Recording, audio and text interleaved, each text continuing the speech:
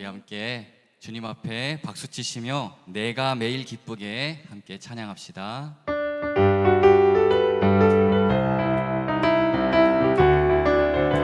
내가 매일 기쁘게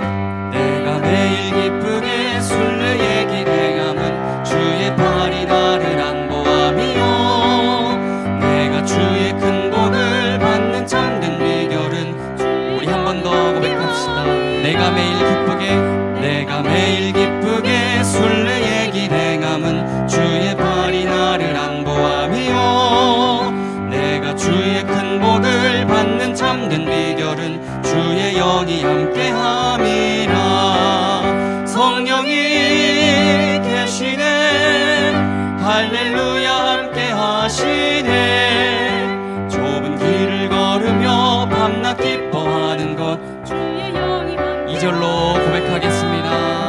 전에 죄에 빠져서 평안함이 없을 때 예수 십자가의 공로 힘입어 그 발 아래 엎드려 참된 평화 얻음은 주의 영이 함께. 성령이 계시네 할렐루야 함께 하시네 좁은 길을 걸으며 밤낮 기뻐하는 것 주의 나와 동행하시고 모든 염려하시니 나는 숲의 새와 같이 기쁘다. 내가 기쁜 마음으로 주의 뜻을 행함은 주의 영이 아멘. 성령이 계시네 할렐루야 함께 하시네 좁은 길을 걸으며 밤낮 기뻐하는 것 주의 영이 함께함. 세상 모든 욕망과 모든 정욕과 나의 모든 욕망은 십자가에 이미 못을 박았네. 어두운 밤이 지나고 무거운 짐 벗으니 우리 4절 다시 한번 세상 모든 욕망과 나의 모든 정욕은 십자가에 이미 못을 박았네. 어두운 밤이 지나고 무거운 짐 벗으니 주의 영이 함께함이라.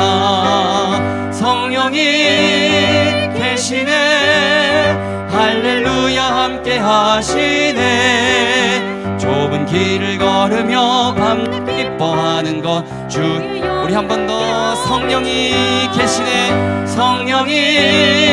계시네 할렐루야 함께 하시네 좁은 길을 걸으며 밤낮 기뻐하는 것.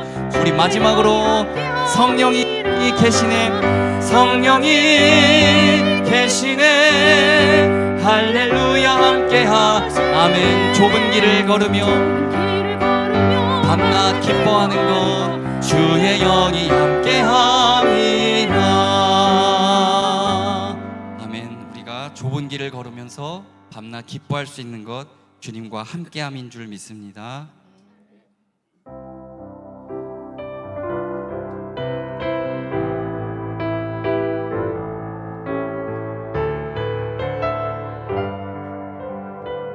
아무것도 두려워 말라.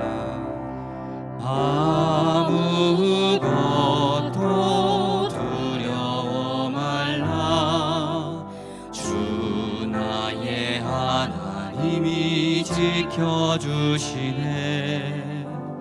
놀라지 마라 겁내지 마라 주님 나를 지켜주시네. 우리 한 번 더 고백합시다. 아무것도 두려워 말라. 아무것도 두려워 말라. 주 나의 하나님이 지켜주. 놀라지 마라 겁내지 마라 주님 나를 지켜주시네. 내 맘이 힘에 겨워 지칠지라도 주님 나를 지켜주시네. 세상의 험한 풍파 몰아칠 때도 주님 나를 지켜주시네. 주님은 나의 산성, 주님은 나의 요새, 주님은 나의 소망, 나의 힘이 되신. 내 맘이 힘에 겨워 지칠지라도, 내 맘이 힘에 겨워 지칠, 주님께서 나를 지켜주십니다. 주님 나를 지켜주시네. 세상의 험한 풍파 몰아칠 때도 주님 나를 지켜주시네. 아멘. 우리 함께 고백합시다. 주님은 나의 산성, 주님은 나의 요새, 주님은 나의 소망, 나의 힘이 되시뇨. 주님은 나의 산성, 주님은 나의 산성, 주님은 나의 요새, 주님은 나의 소망, 나의 힘이 되신 여호와, 나의 힘이 되신 여호와, 나의 힘이 되신 여호와.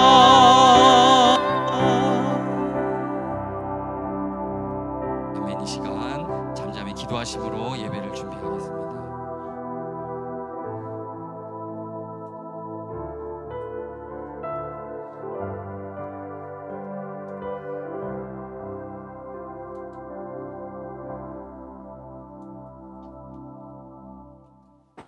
사랑하는 주님, 감사합니다. 오늘 이렇게 저희가 주님 앞에 나와 예배를 드리고 기도하고 찬양을 드릴 수 있는 것이 우리에게 주어진 얼마나 큰 특권인지 저희들은 압니다.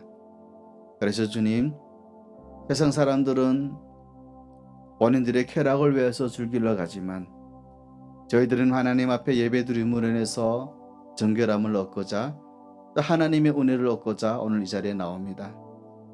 사랑하는 하나님, 저희들의 발걸음을 가볍게 하여 주시고 하나님 앞에 나오는 우리 모든 마음 자세가 오로지 하나님으로부터 향하는, 하나님께로부터 향하는 그런 저희들의 마음 자세가 될 수 있도록 주님 도와주시옵소서. 한 영혼 한 영혼을 주님 귀히 여겨 주시옵고 천하보다 더 귀하다고 하신 그 하나님의 말씀을 저희들이 말씀 묵상 깊이 새기며 그 말씀에 의지하여 살아가는 저희 모두 될 수 있도록 주님 함께하여 주시옵소서. 예수님의 이름으로 기도합니다. 함께 찬송가 44장 부르도록 하겠습니다.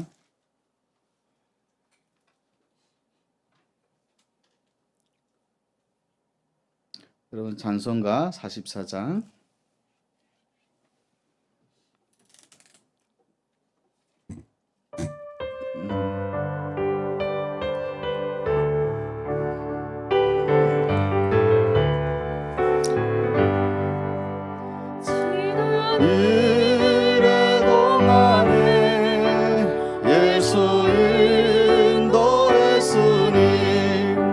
주의 전에 모여서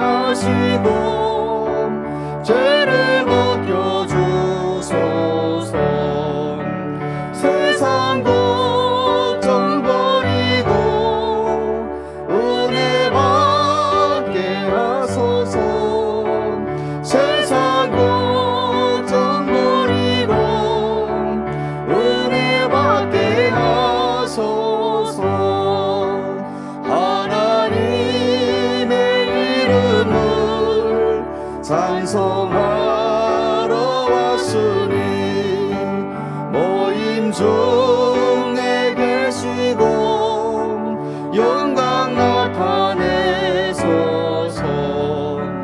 기쁜 하늘 잔치에 참여하게 하소서. 기쁜 하늘 잔치에 참여하게 하소서. 주의 기쁜 복음을 모두 듣게 하시고 주의 은혜 베풀어 위로하여 주소서. 주님 오실 때까지 이날 지키리로다. 주님 오실 때까지 이날 지키리로다.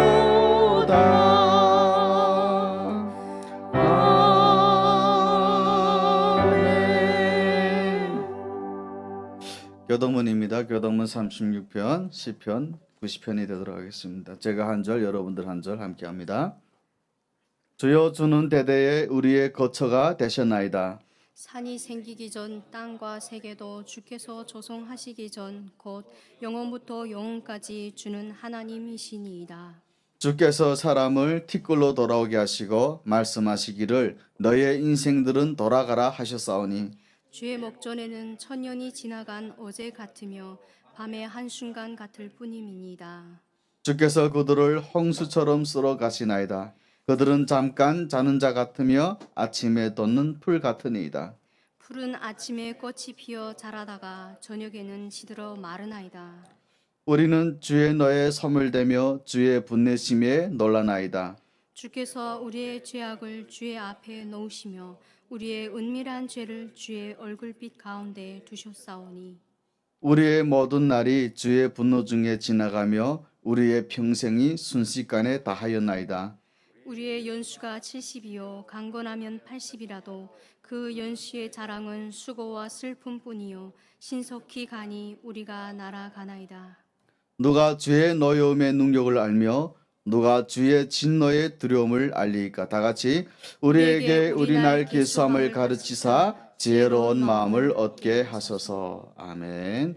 사도신경으로 신앙 고백 드리겠습니다. 나는 전능하신 아버지 하나님 천지의 창조주를 믿습니다. 나는 그의 유일하신 아들 우리 주 예수 그리스도를 믿습니다.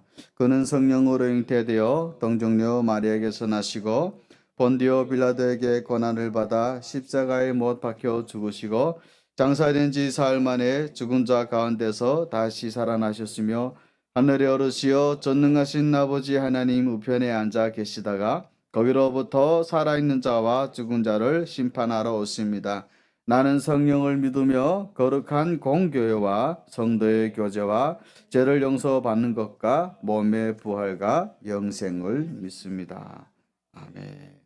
오늘은요 사도신경 7번째 강의입니다. 오늘 본문은 마가복음 16장 19절에서 20절 말씀입니다. 함께 합독합니다. 시작. 주 예수께서 말씀을 마치신 후에 하늘로 올려지사 하나님 우편에 앉으시니라. 제자들이 나가 두루 전파할세 주께서 함께 역사하사 그 따르는 표적으로 말씀을 확실히 증언하시니라. 아멘. 오늘은요 사도신경 7번째 순서로요 하늘에 오르사 전능하신 하나님 우편에 앉아 계시다가 라는 대목을 함께 살펴보도록 합니다. 이 신앙 고백은요 크게 두 가지를 포함하고 있죠. 첫 번째는 예수님이 승천하셨다는 것, 하늘에 오르셨다는 거죠. 두 번째는 현재 예수님이 하고 계시는 사역에 관한 신앙 고백입니다. 십자가에 죽었다가 부활하신 예수님은 자신이 하셔야 했던 일, 인류를 구원하는 사역을 완전히 마치시고 원래의 자리로 돌아가셨습니다. 예수님은 부활하신 후에 40일 동안 이 땅에 계시면서 제자들을 비롯한 여러 사람들에게 직접 나타내 보이셨죠. 그리고 마침내 예수님은 계속 이 땅에 계시지 않고 원래의 자리로 돌아가신 것입니다. 감람산에서 제자들이 보는 앞에서 승천하신 것이죠. 예수님께서 동정녀를 통해 탄생하셨다는 것도, 또 예수님이 부활하셨다는 것도 초자연적인 사건이어서 사실은 믿기가 쉽진 않습니다. 그런데 예수님이 승천하셨다는 것 역시도 신비로운 사건이어서 우리의 이성으로는 이해하기가 쉽지 않아요. 그러나 이 또한 제자들이 자신들의 눈으로 분명히 목격한 역사적 사건이었습니다. 오늘은 예수님께서 승천하시고 하나님 우편에 계신다는 말씀이 의미하는 바가 무엇이고, 또 그분으로 말미암아서 오늘 우리 모두에게 지금 어떤 축복이 주어져 있는가를 살펴보려고 합니다. 가장 먼저 사도신경은요, 이 땅에서 구속 사역을 완성하신 예수님이 원래의 자리로 돌아가셨음을 말을 해요. 오늘 본문 19절에서 보면 아주 간략하게 그것을 쓰고 있죠. 주 예수께서 말씀을 마치신 후에 하늘로 올려지셨다라고 하고 있습니다. 그런데 여러분, 여기서 지금 부활하신 예수님이 올라가셨다고 하는 하늘은 과연 어디에 있는 것일까요? 사실 성경에서 말하는 하늘은 결론적으로 얘기하면 우주 공간에 있는 하늘이 아닙니다. 우리의 눈에 보이진 않지만 시간과 또 공간을 초월해서 존재하시는 하나님의 고유한 영역이기 때문에 그래요. 그래서 오늘 성경 본문에서도 하늘을 영어 성경에서는 스카이라고 쓰지 않습니다. 헤븐이라는 단어를 쓰고 있죠. 열왕기상 8장 27절에 보면 솔로몬이 성전을 건축한 다음에 이런 고백을 합니다. 우리 함께 합독합니다. 시작. 하나님이 참으로 땅에 거하시리까 하늘과 하늘들의 하늘이라도 주를 용납하지 못하겠거든 하물며 내가 건축한 이 성전이오리까. 여기서 말하는 하늘들의 하늘, 히브리어로 하면 쉐메 카사마임이라고 하는 단어인데요, 이것은 히브리 사람들이 갖고 있는 우주관을 반영한 말이었어요. 히브리 사람들은 그 당시에 천문학이나 우주에 관한 연구가 발달하지 않았기 때문에 막연하게 어떤 생각을 가졌냐면 하늘은 여러 층으로 이루어져 있다고 하는 것입니다. 그리고 여러 층 중에서도 최상층 헤븐스 이것에 하나님이 계신다라고 생각하고 있었다는 거예요. 그래서 하늘들의 하늘이라는 표현을 쓴 겁니다. 그러나 이것은 우주 전체로도 담아낼 수 없는 하나님의 무한성을 수사학적으로 표현한 말이지 우주의 어떠한 장소를 가리키는 것은 아니라고 하는 것입니다. 솔로몬은 지금 자신이 지은 성전을 포함해서 어떤 제한된 장소라도 하나님의 참된 거처가 될 수 없다는 것을 선포하려고 하는 것이에요. 따라서 예수님께서 다시 원래 자리로 돌아가셨다고 하는 하늘은 우리가 생각하는 것처럼 우주에 있는 어떤 공간이 아니라 무소부지하신 하나님의 전질전능을 표현하시고 또 공간을 초월해서 존재하시는 하나님의 고유 영역이라고 하는 거예요. 그런데 중요한 거는 그러면 왜 예수님은 이제 부활하신 후에 계속 이 땅에 남아서 더 많은 일들을 하시지 부디 제자들과 헤어져서 하늘나라로 가셨느냐 하는 것입니다. 여러분들 이거 한번 상상해 본 적 있나요? 혹시 생각해 본 적 있습니까? 왜 그랬어야 했을까? 그것은 십자가의 구속사건이 완결된 후로는 예수님과 제자들의 관계가 지금까지와는 다른 관계로 변화될 것을 말하는 거예요. 여러분 잘 들어보세요. 이제부터는 예수님과 제자들의 관계는 육적으로 눈에서 눈으로 보는 그런 관계가 아니라 영적인 관계로 발전돼서 예수님의 영이신 성령이 성도들의 몸 안에 거함으로 영적인 관계를 통해 계속해서 제자들과의 관계를 가질 것을 말하는 거예요. 그래서 이 점에 대해서는 예수님께서도 십자가에 못 박히시기 전에 이미 예언을 하셨죠. 요한복음 14장 18절에서 20절 말씀 함께 합독합니다. 시작. 내가 너희를 고와 같이 버려두지 아니하고 너희에게로 오리라. 조금 있으면 세상은 다시 나를 보지 못할 것이로되 너희는 나를 보리니 이는 내가 살아있고 너희도 살아있겠음이라. 그날에는 내가 아버지 안에 너희가 내 안에 내가 너희 안에 있는 것을 너희가 알리라 라고 말씀을 하고 있습니다. 그런데 오신다는 것이 예수님이 육체로 제자들에게 오신다는 게 아니라 예수님의 영이신 성령으로 오시겠다는 것이죠. 그래서 그날에는 너희가 내 안에 내가 너희 안에 거하는 것을 알게 되리라 이렇게 말을 해요. 다시 말하면 앞으로 승천하신 예수님은 제자들의 심령 가운데서 영으로 거하시면서 어려 제자들과 아니 여러분들과 더 개인적으로 더 친밀하게 관계로 있을 것이며 더 놀라운 것은 동시에 모든 사람들하고 함께 거하실 수 있게 되었다고 하는 것입니다. 예수님이 이 땅에 계실 때는 그렇게 못하셨잖아요. 그래서 요한복음 16장 7절 이를 말씀합니다. 함께 합독합니다. 시작. 그러나 내가 너희에게 실상을 말하노니 내가 떠난 것이 너희에게 유익이라. 내가 떠나가지 아니하면 보혜사가 너희에게로 오시지 아니할 것이요 가면 내가 그를 너희에게로 보내리니. 그러므로 이제 예수님의 지상생애가 마쳐지시고 예수님이 부활 승천하셨다는 것은 이제 이 땅에는 성령의 시대가 도래했다는 것을 선언하는 것, 이것이 바로 예수님의 승천 사건이 갖는 의미인 것입니다. 그러니까 우리들에게는 더 좋은 거예요. 직접 우리들 안에 영으로 오셔서 아주 친밀하고 가까이 거하시면서 또 동시에 수많은 그리스도의 심령 속에 함께 있기 때문입니다. 두 번째로 사도신경은요, 이제 예수님께서 승천하시면 하나님 우편에 앉아 계신다 이렇게 말을 해요. 근데 여기서 말하는 하나님 우편도 이게 되게 애매합니다. 그죠? 하나님은 영이신데 오른쪽 왼쪽이 어디 있냐 말이에요. 그렇기 때문에 하나님 우편이라는 말은 여러분 공간 개념이 아닙니다. 여러분 만일 예수님이 진짜 계신 것이 오른쪽이었다고 한다면 그것은 하나님 스스로 자신의 지금 공간에 제약을 받는 분이 되고 마는 것입니다. 그래서 예수님이 하나님의 오른편에 앉아 있다는 말은 상징적인 표현으로서 예수님이 하나님과 동등한 권세와 능력과 위엄을 갖고 계신다 이런 뜻이에요. 다시 말씀드릴게요. 예수님이 성부 하나님과 동등한 권세와 능력과 위엄을 가지시고 통치하신다는 의미이지 하나님 오른쪽 왼쪽 그런 공간 개념이 아니라는 거예요. 여러분 A라는 사람이 B라는 사람의 오른팔이다. 그러면 그 말이 무슨 뜻이죠? A라는 사람이 B라는 사람과 거의 동등한 권세를 갖고 있다. 그런 뜻이 아니에요? 마찬가지예요. 예수님께서 낮고 천한 인간의 육체를 입고 오셨지만 이제 구속사역을 완성하시고서는 본래의 영광스러운 위치로 돌아가셨다는 말이 바로 보좌 우편에 앉으셨다라고 하는 의미인 것입니다.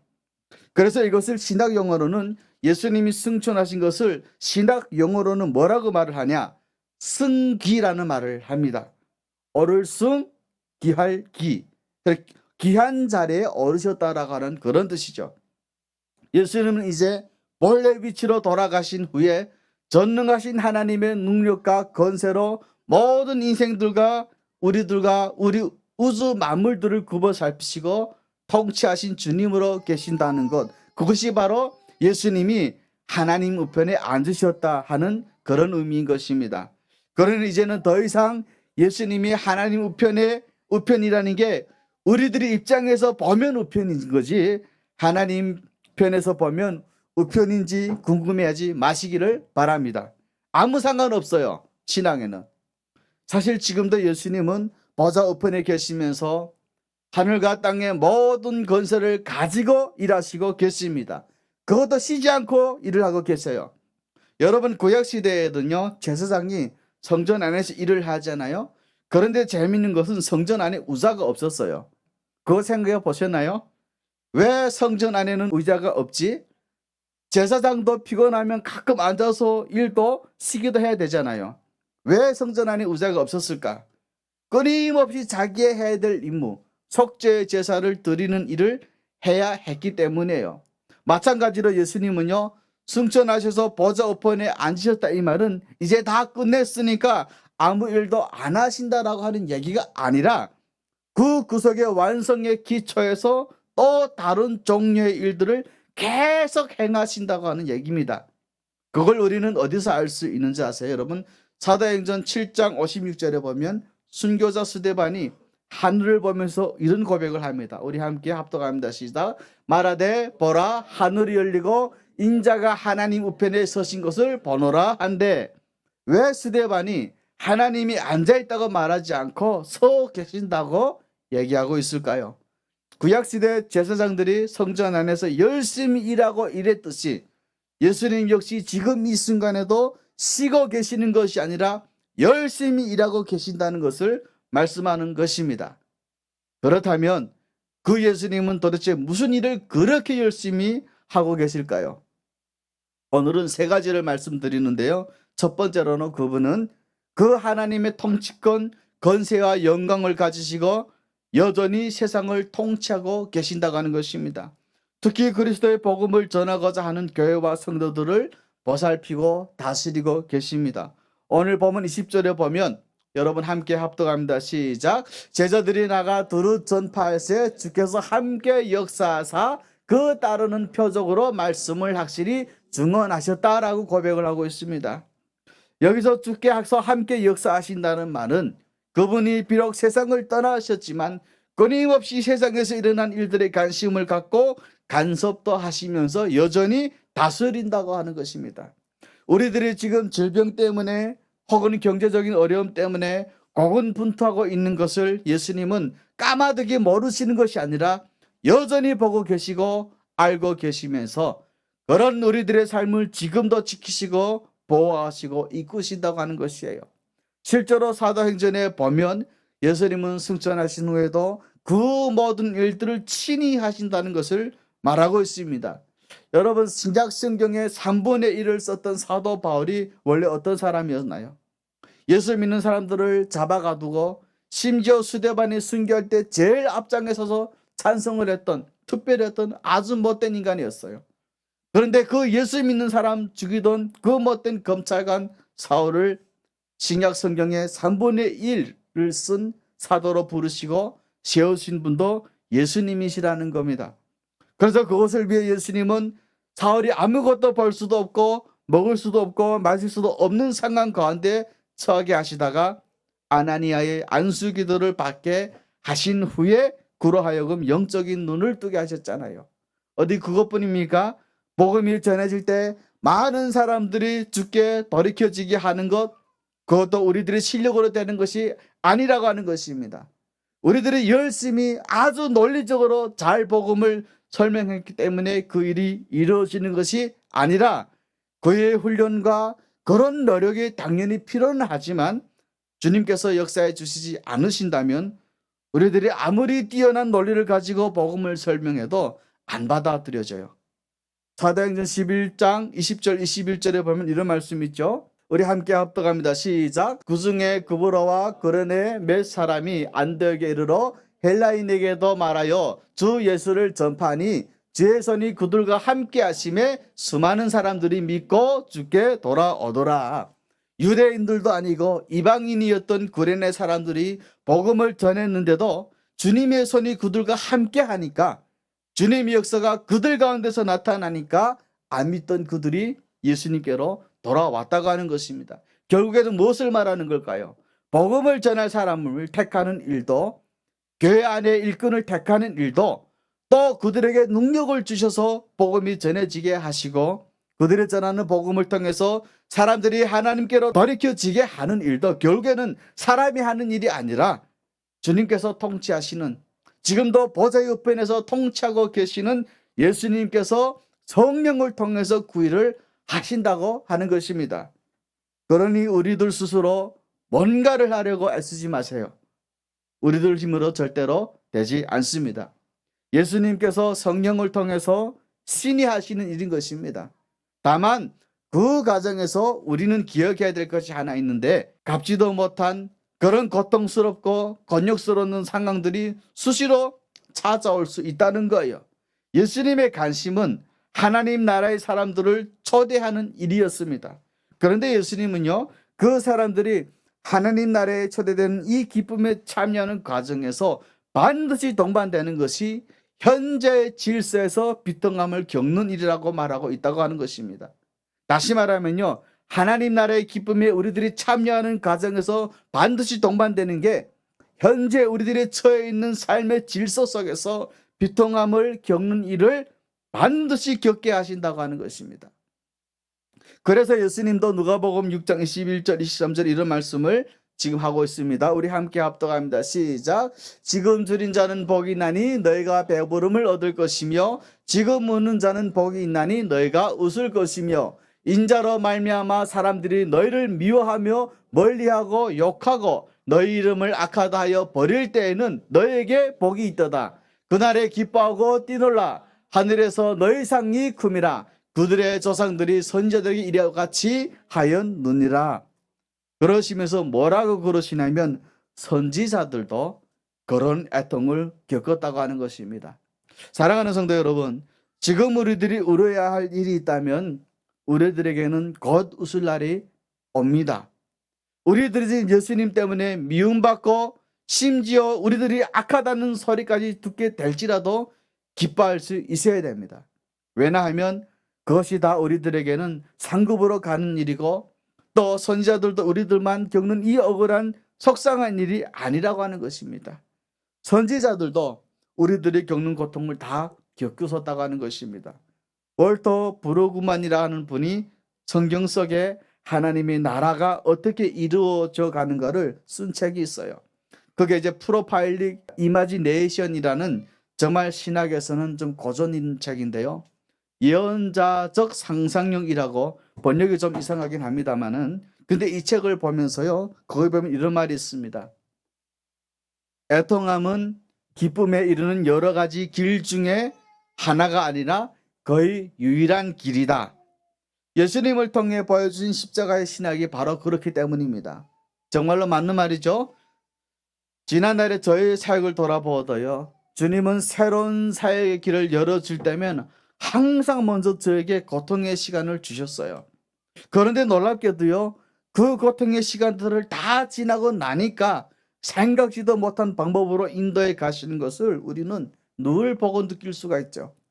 그 이후로 어떤 사역을 할 때도요, 하나님은 어떤 사역에 큰 전환이 있을 때 저에게는 항상 그와 똑같은 고통을 경험하게 하시더라고 하는 것입니다.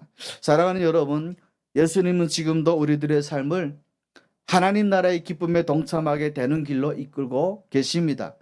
그러나 여러분, 한 가지만 기억하십시오. 그 길은 종종 외롭고 고통스러운 길이 될 것이라고 하는 것입니다.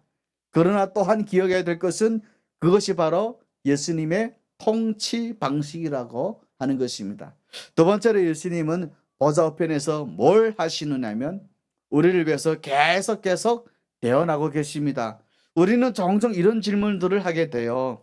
아니, 예수님이 2000년 전에 십자가에 죽었는데 그게 내가 오늘 죄사함 받는 거고 무슨 상관이 있을까? 또 무엇보다도 내가 해결을 하고 죄사함을 받았다 한들 그 이후에는 나는 종종 반복해서 죄를 계속 짓기도 하는데 그래도 나에게 이 은혜로 주어졌다는 구원의 은혜는 유지가 될까? 이런 생각이 들어요. 이런 생각을 하다 보면 나도 모르게 내가 정말 구원받는 게 맞을까라고 의심이 들기도 합니다. 또 구원은 받았을지라도 그 은혜가 언제 치설할지 몰라서 계속 불안해할 수밖에 없죠. 막상 죽어보면 천국 못 가고 지옥으로 가는 것이 아닐까? 아마 어쩌면 우리 분들 중에서도 그런 불안한 마음이 있는 분이 계실지 모르겠습니다. 이런 의문을 해결해 주시는 분이 바로 예수님의 대언 사역이라고 하는 것입니다. 요한 1서 2장 1절 말씀 우리 함께 합독합니다. 시작. 나의 자녀들아, 내가 이것을 너에게 쓰면 너희로 죄를 범하지 않게 하려 함이라. 여기까지만 잠시만 여러분. 상반절만 읽을게요. 하나님이 말씀을 주시고 율법을 주시는 이유는 그걸 통해서 구원받은 자답게 죄 짓지 않고 잘 살아가라는 말이에요. 그걸 잘 지켜야 너희가 구원받는다는 얘기는 아닙니다. 그런 다음 말이 중요하죠. 만일 누가 죄를 범하여도 아버지 앞에서 우리에게 대언자가 있으니 누구죠? 곧 의로우신 예수 그리스도라. 예수님의 대속의 은혜를 믿음으로 받아들이는 사람들에게는 구원을 받을 때뿐만 아니라 구원을 받은 이후에도 범하게 되는 죄 또한 용서받을 수 있도록 계속해서 하나님 우편에 앉아 계신 예수님이 우리들을 위해 대언하신다고 하는 것입니다. 우리의 죄를 대속하기 위해서 예수님은 계속 아버지 하나님 보좌 우편에서 계속 말씀하신다고 하는 것입니다. 그런데 중요한 것은 글이 딱 7번만 아니라 7번씩 70번이라도 대응해 주신다는 거죠. 예수님은요, 형제가 자기에게 죄를 범하면 몇 번까지 용서해 줘야 합니까? 최소한 7번까지라도 봐줘야 되지 않겠나요? 이렇게 묻는 베드로의 질문에 놀라운 대답을 하셨죠. 마태복음 18장 22절 말씀입니다. 우리 함께 합독합니다. 시작. 예수께서 이르시되 내게 이르노니 7번뿐 아니라 7번까지라도 용서할지니라 라고 말씀하고 있습니다. 여러분, 히브리 사회에서는요, 7과 10은 완전수입니다. 그러니까 이 말은 쉽지는 않겠지만 베드로야, 할 수만 있다면 어떤 놈이라도 끝까지 용서하라고 하는 것입니다. 그러면 우리는 왜 그렇게 할 수만 있다면 끝까지 용서해야 될까요? 우리 자신이 그런 은혜를 받고 있기 때문이라고 하는 것입니다. 우리들도 예수님 때문에 딱 7번만 용서해 주시고 그 다음부터 대언을 안 해주시면 이 자리에 저를 포함해서 남아있을 사람 한 사람도 없어요. 그래서 예수님은 이것을 설명해 주시고 바로 다음에 우리들이 너무 잘 아시는 1만 달란트의 비유를 말씀하셨던 것입니다. 평생 갚아도 못 갚을 그 20만 년어치의 월급을 탕감받은 것처럼 너희도 다른 사람들의 죄를 그렇게 끝까지 용서하라고 하는 것입니다. 그가 용서할 만한 자격이 됐기 때문이 아니에요. 그가 회개했기 때문이 절대로 아닙니다. 여전히 죄 가운데 있을지라도 네가 1만 달란트 빚을 탕감받은 것을 먼저 기억할 때 네가 먼저 용서하라고 하는 것입니다. 물론 쉽지는 않겠죠. 아프고 어려운 줄 알지만 여러분, 할 수만 있다면 끝까지 용서하라고 하는 것입니다. 그것은 곧 우리들 자신이 지금 예수님으로부터 그런 대언의 은혜를 받고 있다고 하는 것입니다. 물론 그렇다고 해서 우리들 마음대로 죄짓고 살면은 안 돼요. 그것은 십자가 은혜를 헛되게 하는 것이 되므로, 그리고 엄밀하게 말하면요, 그렇게 우리들 마음대로 죄나 짓고 살 수는 없습니다. 왜 그럴까요? 성령께서 결코 그런 우리들을 가만두지 않습니다. 때로는 경제적인 어려움을 주시기도 하고요, 때로는 질병 같은 육체적인 고통을 주시기도 하고요, 때로는 정신적인 고통을 당하게 해서 우리들을 징계하시기 때문에 그래요. 그런 죄를 범하고 있으면요, 그리고 그렇게 해서라도 말을 안 듣잖아요. 그러고는 마침내 그냥 불러가세요. 물론 성도의 죽음이 여러분 다 잘못된 삶에 대한 하나님의 징계 차원은 아닙니다. 그러나 어떤 경우에는 징계 차원에서 성도를 죽이시는 데도 있다고 하는 것입니다. 징계를 하시면서까지 몇 번 기회를 줘도 고집스럽게 그 죄로부터 돌이키지 않고 여전히 회개하지 않고 그 어둠에 사로잡혀 살면 하나님은 더 이상 너는 이 땅에서 살 가치가 없다고 그냥 하나님께서 호출해 가신다는 소리입니다. 그러니 우리를 위해서 대언해 주시는 예수님의 은혜가 있으니까 하고 마음대로 죄나 짓고 그런 방종하는 삶을 우리들은 살아가서는 안 되는 것입니다. 여러분, 하나님의 징계가 얼마나 아픈지 아세요? 아시죠?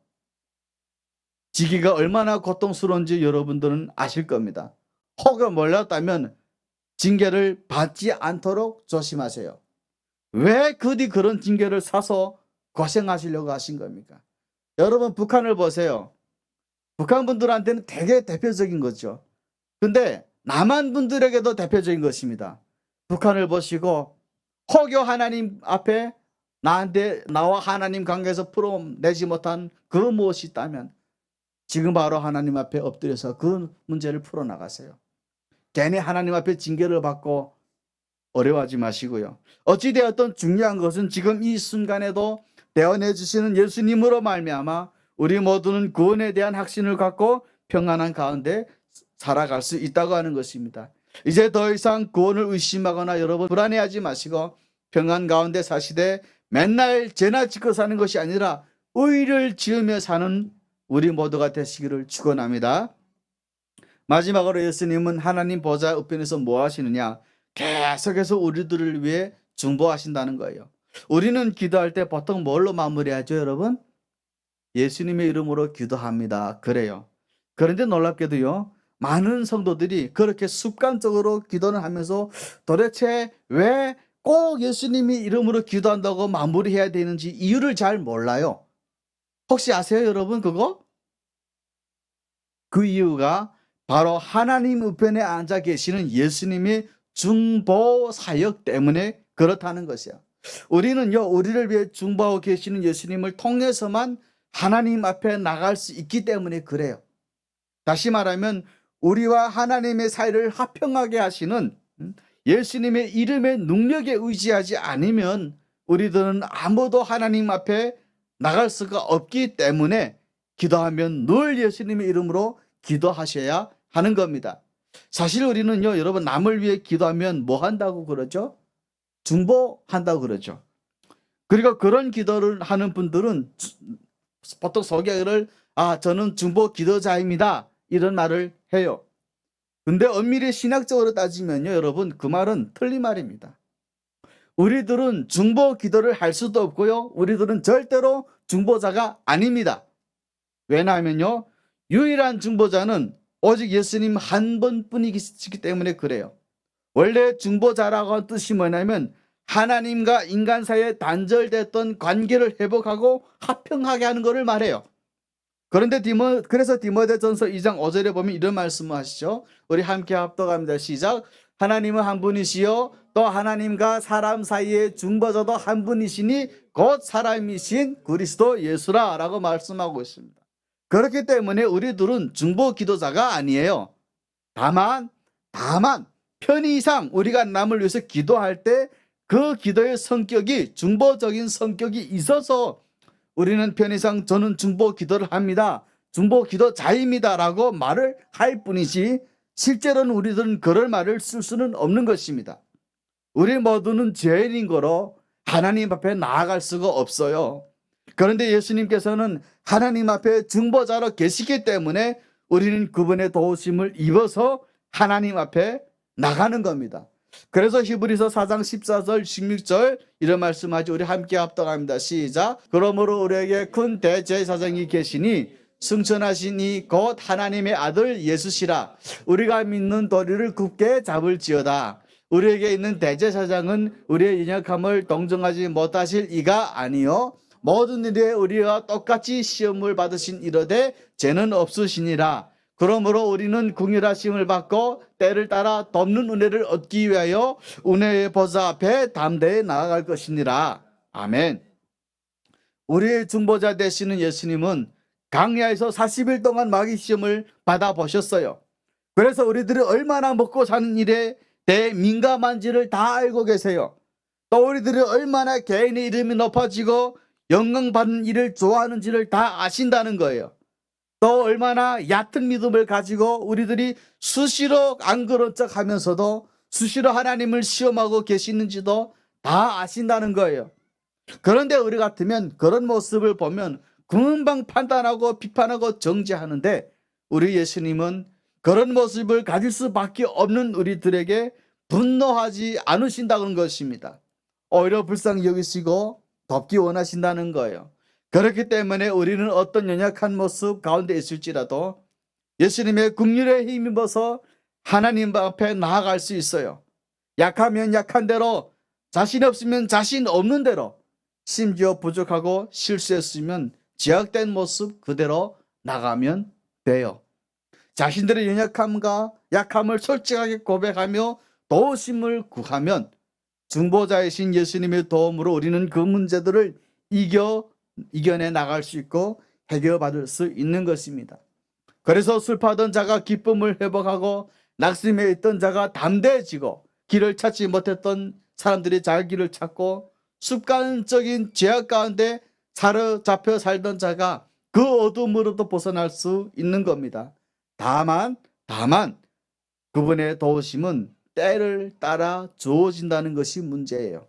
앞서서 히브리서 4장 16절에도 보면 때를 따라 돕는다라고 말씀을 하고 있습니다. 우리의 중보자가 되신 그분을 의지해서 우리가 구하기만 하면 우리들의 기도가 다 응답되고 우리들이 원하는 때 일이 이루어지는 것이 아니라는 것이에요. 때가 아니면 기다리게 하시는 거예요. 그런데 나는 당장에 그 일들이 이루어지기를 원해요. 그런데 나보다 나를 더 잘 아시는 하나님께서는 그 일들이 당장 이루어지면 오히려 그것이 나에게 유익이 되지 않는다는 것을 알기 때문에 때로는 그 응답을 늦추신다는 겁니다. 그래서 그 가정 속에서 굉장히 속상하고 굉장히 힘들어하지만 그것을 통해서 우리들의 믿음이 더 굳건해지기를 소망하시고 우리들이 더 온전한 사람이 되기를 원하신다고 하는 것입니다. 심지어 그분은요, 우리들이 뭔가 잘못 구하고 있을 때조차도 우리들의 기도를 고쳐주시는 그런 분이세요. 왜냐하면 우리는 때때로 망할 것들을 붙들고 기도하는 경우들이 있기 때문에 그래요. 그리고 결정적으로 우리가 스스로 지쳐서 낙심될 때, 그렇잖아요. 너무 낙심되면 여러분 기도할 힘조차 안 날 때도 있잖아요. 저도 사역을 해오면서 얼마나 그런 많은 경험들을 하는지 몰라요. 기도할 마음이 안 나고요, 싹 다 때려치우고 싶을 때도 있습니다. 그런데 그럴 때도 주님은 그런 우리를 위해서 기도하고 계신다는 거예요. 제가 예수님 믿고 얼마 안 됐을 때 여러분 찬양을 부르는데 정말 은혜가 됐던 찬양이 있어요. 누군가 나를 위해 기도하네. 누군가 나를 위해 기도하네. 근데 이 찬양을 하면요, 누군가가 막 떠오르니까, 그래서 그런지는 모르겠지만 그 누군가가 나를 위해서 이렇게 기도하고 계시는구나. 그래서 알고 보면 그게 그분의 기도 덕분이구나. 좀 더 큰 영적인 어른을 되어 보면 그 누군가가 바로 그 중보자이신 예수님이신 겁니다. 그래서 우리는 종종 이렇게 얘기하잖아요. 나는 기도해 주는 사람이 없대. 무슨 말씀을 하고 있어요? 우리들을 위해서 한 사람도 기도해 준 사람이 없어도요, 가장 강력한 후보자 예수님이 우리를 위해서 기도하여 주고 있다는 사실 여러분 기억하십시오. 그러니 낙심하지 마세요.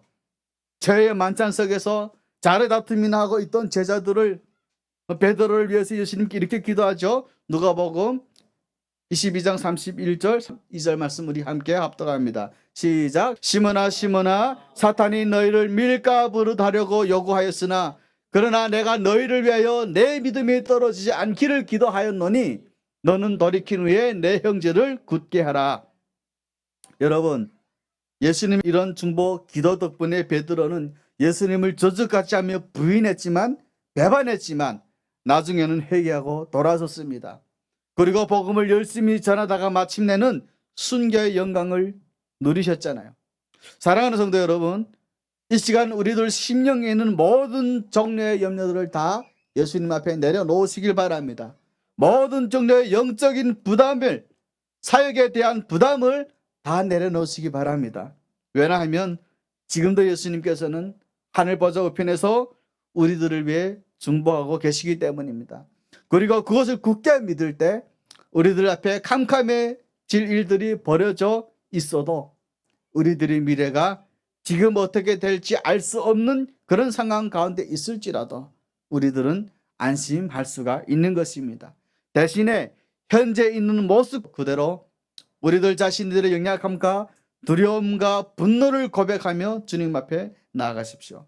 그럴 때 우리들의 영원한 중보자가 되시는 예수님께서 오늘도 우리들의 아픈 마음을 어루만져 주시면서 두려워 떠는 우리들의 손을 굳게 잡아 주실 것입니다. 여러분, 이 시간 함께 찬양 하나 부를까요? 이 시간 우리 함께 찬양을 부르도록 하겠습니다. 누군가 널 위하여 기도하네. 여러분 가사를 찾으십시오. 누군가 당신이 지쳐서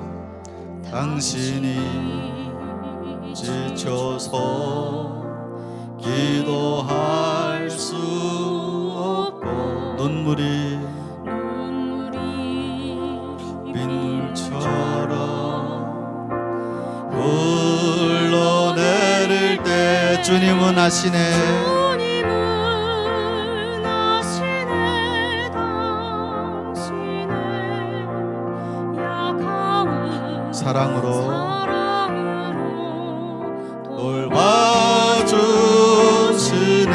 누군가 널 위하여, 누군가 널 위하여 누군가 기도하네. 누군가 기도하네. 내가 홀로 외로워서, 내가 홀로 외로워서 마음이 무너질 때 누군가 널 위해 기도하네. 여러분을 함께 기도합시다. 하나님, 이 세상을 걸어갈 때 나는 늘 혼자라고 생각했습니다.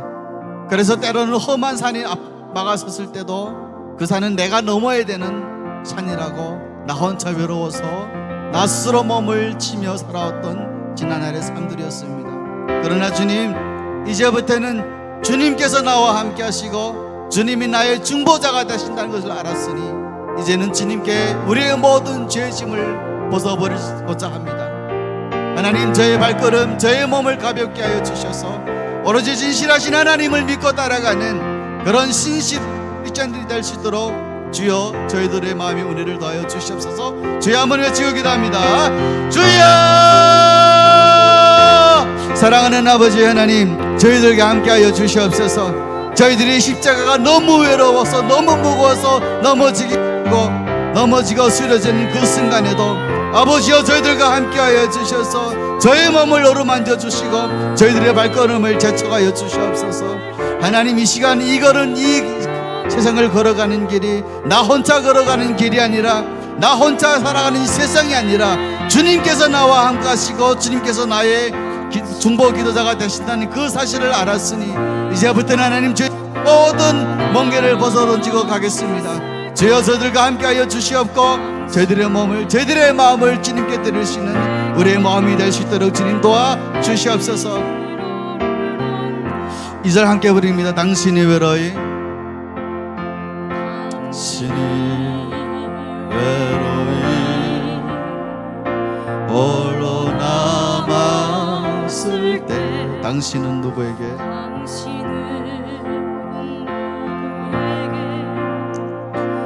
위로를 얻나 주님은 하시네. 당신의 마음을 그대 홀로 잊지 못함을 조용히 그대 위에, 조용히 그대 위해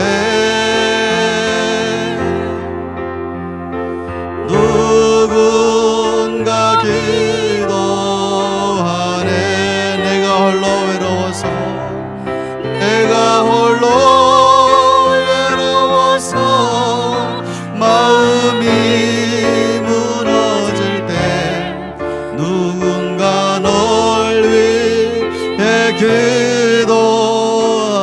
1절만 다시 부릅니다. 당신이 지쳐서, 당신이 지쳐서 기도할 수 없고 눈물이 빗물처럼 흘러내릴 때 주님은 아시네. 당신의 약함을 사랑으로 돌봐주시네. 누군가 널 위하여, 누군가 널 위하여 누군가 기도하네. 누군가 기도하네. 내가 홀로